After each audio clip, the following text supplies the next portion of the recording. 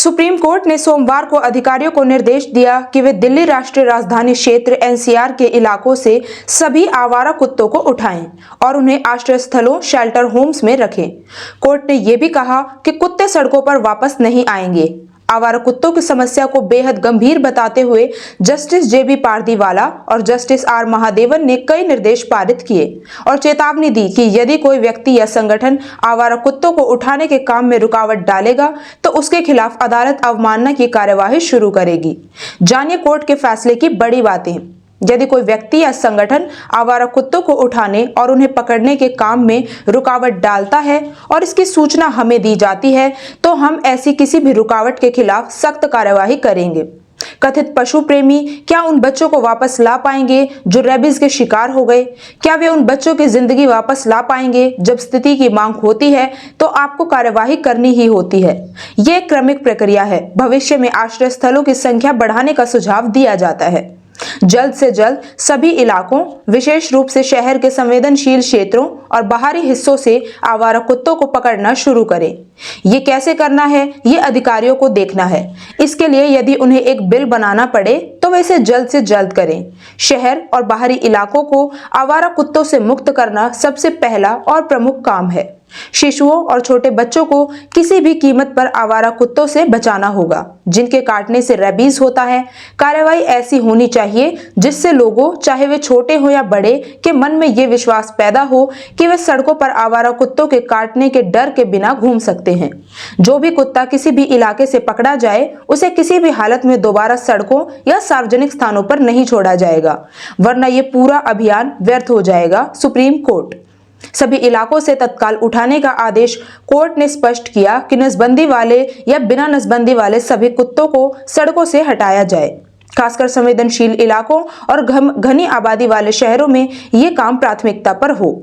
अगर इसके लिए कोई स्पेशल फोर्स बनानी पड़े तो तुरंत बनाई जाए। अदालत ने कहा कि फिलहाल किसी भी नियम को भूल जाइए, हमें सार्वजनिक स्थानों को सुरक्षित करना है।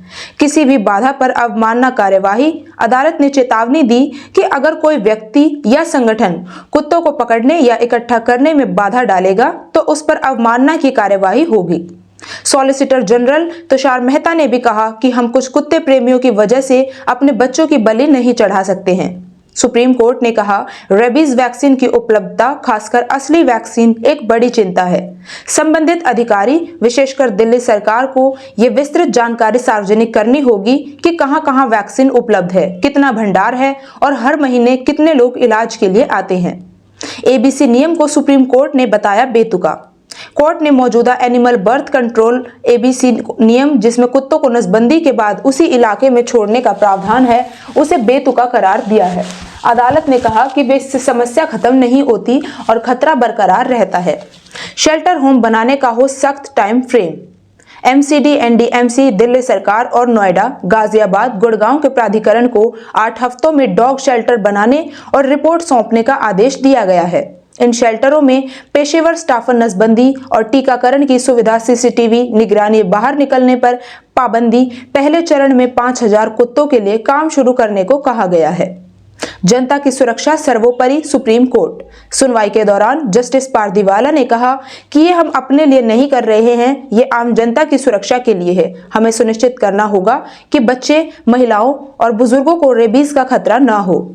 कोर्ट ने कुत्तों के हमले या काटने की शिकायत दर्ज कराने के लिए हेल्पलाइन शुरू करने का भी निर्देश दिया है। उत्तरकाशी के धराली में तबाही के बावजूद आफत अभी तक कम नहीं हुई है। अभी धराली में एक झील से पानी आ रहा है और बारिश ने भी स्थानीय लोगों और बचाव कार्य में जुटे लोगों की परेशानी को और बढ़ा दिया है।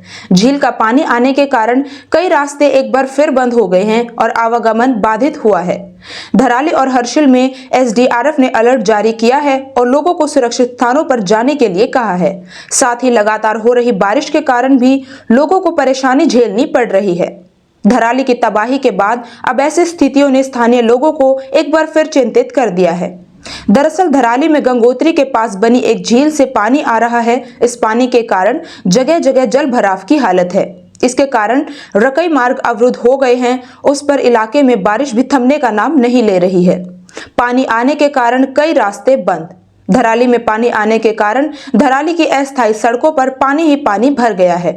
इसके कारण गंगोत्री से धराली का मार्ग एक बार फिर से अवरुद्ध हो गया है।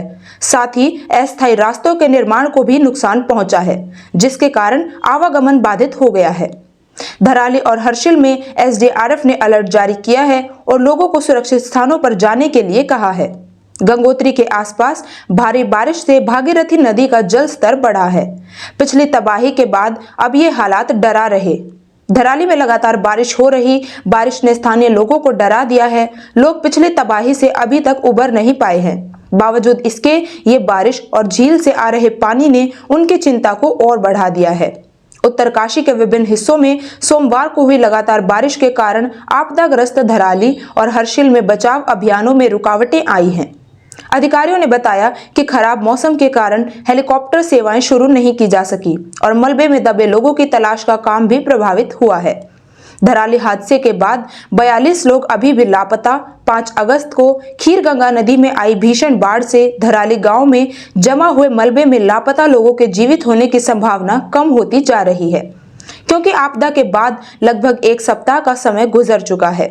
गढ़वाल मंडल के आयुक्त विनय शंकर पांडे ने बताया कि 43 लोगों के लापता होने की सूचना है, जिनमें से धराली गांव के एक युवक आकाश पवार का शव बरामद किया जा चुका है। उन्होंने बताया कि शेष लापता 42 लोगों में सेना के 9 कार्मिकों के अलावा धराली गांव के 8, आसपास के क्षेत्रों के 5, टिहरी जिले का 1, बिहार के 13 और उत्तर प्रदेश के 6 व्यक्ति शामिल हैं।